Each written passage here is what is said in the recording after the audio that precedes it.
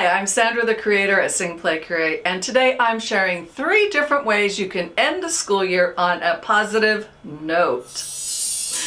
I've got 3 different activities. They're going to work all the way from kindergarten up to your upper elementary grades, so I'll help you keep watching. Let's get started.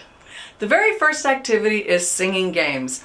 I love playing singing games at the end of the year, especially in kindergarten, because it brings me a lot of joy to see that my kinders now can stand in a circle, hold hands, and we can actually play a game together, much unlike the very beginning of the school year. So it's very rewarding to play games. One of my favorite game songs is Bluebird, Bluebird Through My Window. Let's listen to how the song goes, and then I'll show you how I play the game.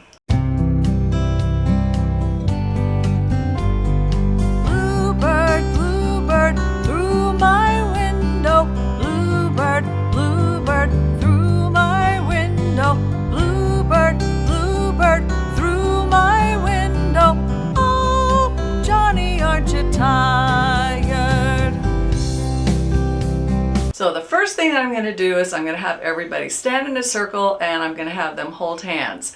Now, some people don't want to hold hands, so we just can do this with their hands and they can cross over like this to each other. That's totally fine and that'll work too. They'll just need to keep their hands connected. You could tell them they're magnets, and the magnets have to hook together. So then I'm going to teach them how to raise their hands and create the window. So we're going to have our window, and then we're going to be down in the circle. Then I'll go through the words and teach them when to raise their hand for the window and when to drop their hand. I actually then have everybody sit down for a minute, and I talk about that when we're playing games, we never want to hurt anyone in our game, because in this game, if you haven't played it, we're going to be dropping the window down on a part of the song, and we don't want to hit somebody's head or hurt their body, so we're going to have to use our eyes and our ears and pay attention to when we're dropping the window. And that goes for everybody, no matter their part in the game. So we want to be nice to people when we're playing our games on Bluebird, Bluebird. Once we get everybody being nice and we're in the circle and we're holding hands and we know when to raise our window, then we're going to go through the song. And so it's Bluebird, Bluebird through my window, Bluebird, Bluebird through my window, Bluebird, Bluebird through my window. And then on the word oh, they're going to raise their hands. Oh, Johnny, aren't you tired? And they're going to bring their hands down. So then I'll practice that with everyone. This is before I choose the Bluebird. So we'll do that a couple times. I'll sing it, I'll use the song, the audio recording, so I can walk around and help everyone. And that way that's playing. I just set it on a loop and we keep going with that. Next, I'm going to choose my Bluebird, and we're going to have one Bluebird, and they're going to go in and out the window. And I usually demonstrate it first so they can see what I'm saying. I think visually it helps them just to see the weaving, because weaving may be a big word for kindergarten, but if the first graders might be able to do it without you showing, but I just weave in and out. Bluebird, Bluebird through my window, Bluebird, Bluebird through, oh, oh, Johnny, aren't you tired? And then I'll stop. Now, I've played the game 2 different ways where they have to say the name of the child that's playing, but I did find it actually was kind of hard for them to do that. That may have just been the group of students I was working with, so that's a choice that you can make in your classroom. So for now, I'll just say the word Johnny. I know some people use the word honey. You could come up with a word, whatever word you want to use for that part, but I'll just use the word Johnny. So, oh, Johnny, aren't you tired? And they drop their arms down and they catch the bird. This is where I have changed. I don't have them tap on your shoulder part. I just have them tap the person that's behind them. So if this is the circle this way and the bird got caught here, then I would have them tap this person. And I'm pretty specific because even in kindergarten, they might go like that to their friend across the circle, and I want them to choose the person that's right here. So then they're going to tap that person on the shoulder, and then those 2 become the Bluebirds. And then they're going to weave in and out the circle, and they're both going to get caught on the word, oh, Johnny, aren't you tired? And then the first Bluebird already had a turn to choose, so now the next Bluebird is going to tap the person behind them. And we're going to make a chain. I don't tell them what's going to happen. I don't tell them that the circle's going to get smaller and smaller. I don't tell them that we're going to have this huge long line of students going around and a tiny little 3-person circle. It's going to get funny. When we get down to a small number of students that are left in the circle, I just have them walk around like this. We don't get to do the weaving as much, or I have them just go through big like that and like make a big figure 8 through the circle, hoping you can visualize that. So this is a simplified way you can play the game, and the kindergartens love it, and you can play this like every time for the last 6 weeks of classes, and they will just have so much fun. And if you do decide to change the names, playing this game is another great way to build classroom community, because they can learn and practice saying each other's names. And so when they catch the bluebird, they have to say that bluebird's name. And it's really surprising to me, after many years of teaching, that a lot of the students don't know each other's names in their own classroom, or they forget them. They don't know them. They may not have been in their learning groups or whatever. So this game can help build classroom community, so when they go to first grade, they know some more of the students in the school. So I hope you'll have fun with this bluebird activity. Let's get on to the next activity here. All right, this activity is a good one for your upper grades, especially if they have done a music program, and if you've done some game songs, or you've done some activities where they've had to sing and dance, or sing and play instruments, or play instruments and learn songs. So we're taking something that they've learned and we're going to turn it into a show. Now, we're not going to blow this out of proportion. We're not inviting the parents. We're not doing it in the cafeteria. We're not doing it on the stage. In fact, I minimize it, because I have had students where they'll say, I told my parents we're doing a show, and I'll say, well, we're not doing a show.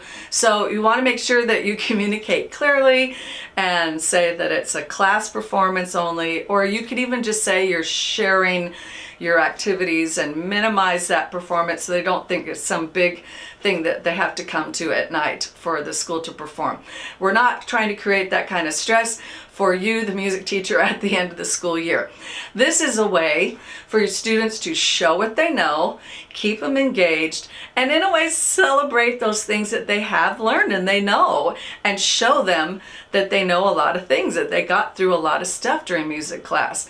So this will work really well if you've done Orff instrument songs. Like I said, if you've done a game song, or you've had a class song that they've sung, create a small list of things that you feel like the students can choose from, and then you can either have them choose their groups, or you might want to make their groups for them. And I feel that 3 is too small, but 5 sometimes can be too many. So 3, 4, 5 at the most in a group, because we want everybody to have a say in what they're doing. Then you can put them in groups, and then you say, here's the list of activities, choose one, and I keep a record of who is in the group and what they're going to be doing. And then you can give them your expectation. You're going to say you're going to work in the group and you're going to do these things. So let's say that they are going to perform a game song. Let's say you taught them Let Us Chase the Squirrel, and they can play it on the barred instruments, they can sing it, and it's with solfege, and they can do the game. So you're going to have those 3 things. So you'll tell them, you'll ask them which of those 3 things you're going to do, and are you going to do all 3, or then you have them write it down on a piece of paper. So just make a simple piece of paper that says names in the groups, the song choice or activity choice, and then what they're going to do, so they make a commitment to it. It's important to keep a record so that when they come back the next week, because you're not seeing them every day, that you can say, this is what you guys are doing, don't forget. And then you can go around to all the groups and help them practice and get ready for it.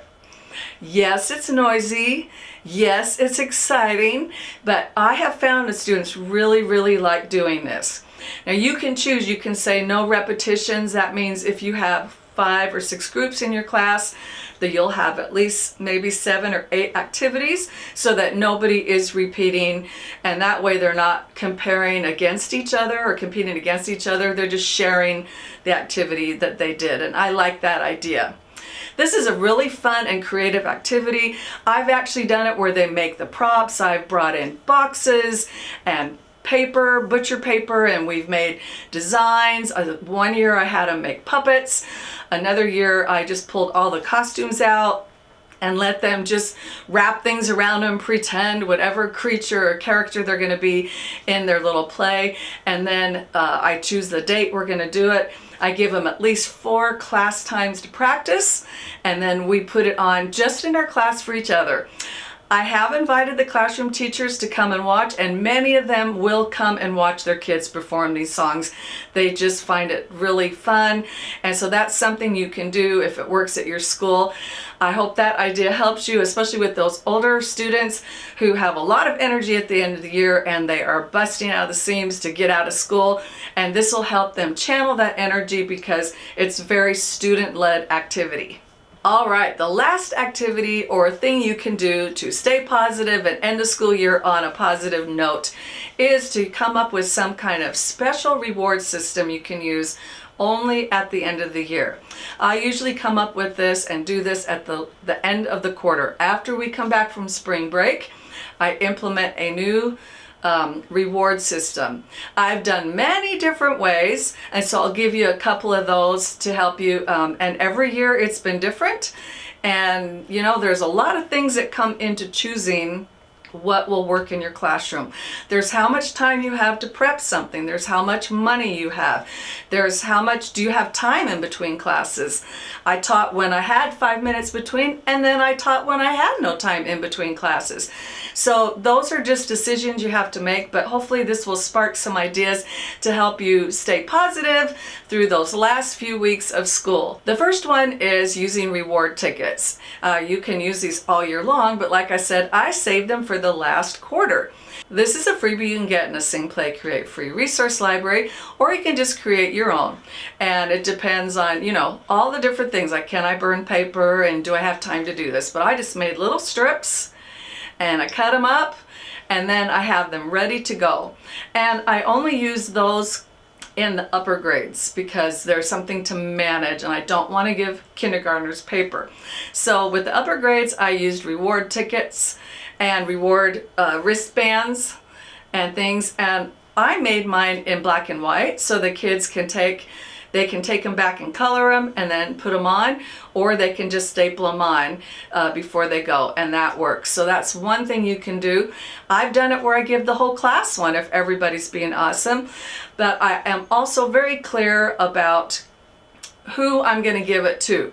So if I'm only going to choose 3 students that day or 4 students, then I have to tell everybody I'm choosing 4, and I will keep track on my chart who those 4 are, and hopefully everybody will get one. And that's where it gets a little difficult because you don't want someone to feel left out.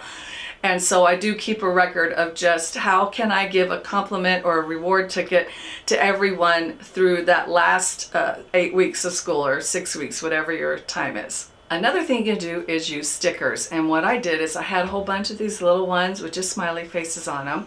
And so what I did is when the kids would line up, kindergarten, first, second grade, and then they knew, put out their wrist. And then I just could walk down and put it on their hand really fast before they go, and it just didn't take much time at all to just boop, doop, doop, doop, doop, doop, almost as they're walking out the door. I could do that, and that was if the class got their class reward. I tried to do it by the class versus by the individual. But then I found that it was fun to go around, and during class I might give someone an extra sticker because I saw them doing something that was right on task, and they were being a leader and setting a really good example in either their group or during the activity. And it could even be during a freeze dance. A lot of times during freeze dance, the kids will start doing the move that they want to do and not the one that is in the picture or the video that you're using. So I might give a sticker, just put it here. I just put it here on their shirt. or on their shoulder, or sometimes they'd see me coming with my stickers and I just put their hand out and I'll put it on their hand. And that was a really fun thing to do, especially the last 2 or 3 weeks of class. The kids really, really liked the stickers. So these are some different ideas that you can use to end the school year on a positive note. You can play singing games. You can have them do small mini performances of things they've learned in class.